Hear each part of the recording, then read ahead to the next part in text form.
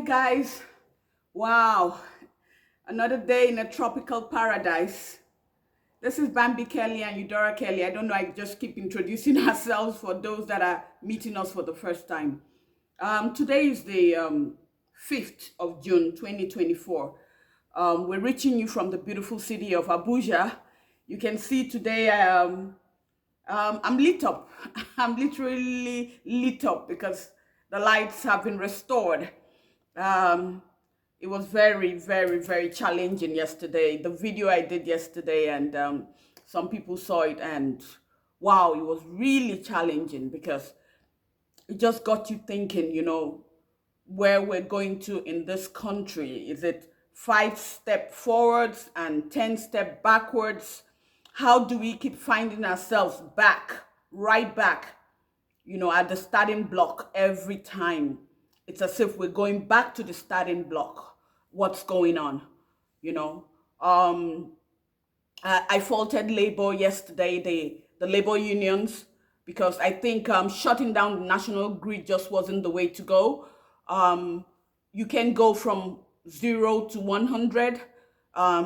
You lose the people. When you do that, you just lose the people.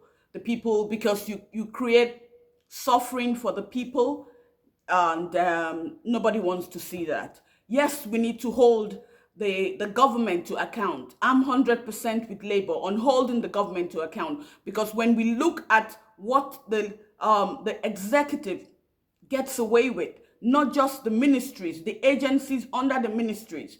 You look at what's happening on the state, in the state level. What form of accountability is Labour on the state level holding the governors to? We hear all of these activities on the national level, but I'm sorry, really, not much is being heard in a lot of the states. The labor unions in the states just are not holding the governors to account. It just doesn't have to be the national level making the noise all the time. We want to see the labor unions in the state holding their governors to account, asking for accountability, using the Freedom of Information Bill to make sure that the governors give account for the funding they receive every month and the IGRO that is being generated internally. This is something that the unions at the state level are failing to do. And it's always, when you hear about labor, it's just on the national level.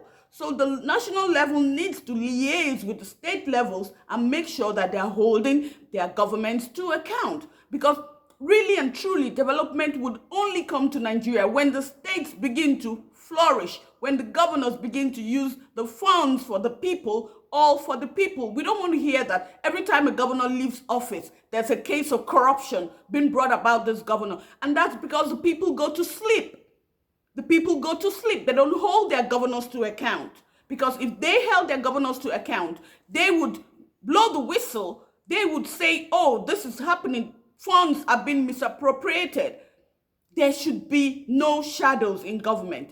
We have the Freedom of Information Bill. We need to push on that bill. So definitely, I'm happy the lights are back on. Governments, they're going back, to the negotiating table, which is where I think they should be. And the government must be serious. President Tinubu, who has promised renewed hope, cannot afford to be on this journey and have hitches like this. We need to see him being more hands-on.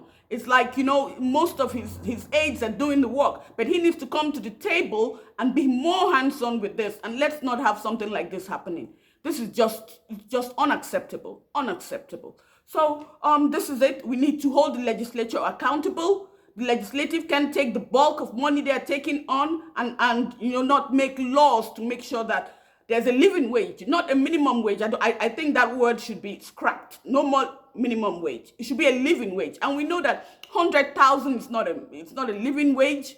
But right now, the economy, where the country is at, it would be like throwing the spanner in the works, asking, going way above to 400 where they were asking. But I think that there should be something that is, that is at least above 100, at least minimum above 100 that should, we can kick off from. And, every kobo, we need to see every sector working. And that's why business is so important. That's why businesses are important. Government needs to subsidize business, not just fuel. Subsidize business. Agriculture needs to be number one on the president's table. The gas minister needs to be on the right side of Mr. President, because there's so much work that needs to be done with gas. We need to finish the AKK project. We need to finish that pipeline all the way into Niger. We can't be, running a pipeline for over 10 years. That project needs to be completed and delivered just the way, projects have been delivered in the FCT. With that kind of, President has to give matching orders to the Minister of Gas. And he has to give him all the backing and the funding to ensure that gas takes off, really takes off.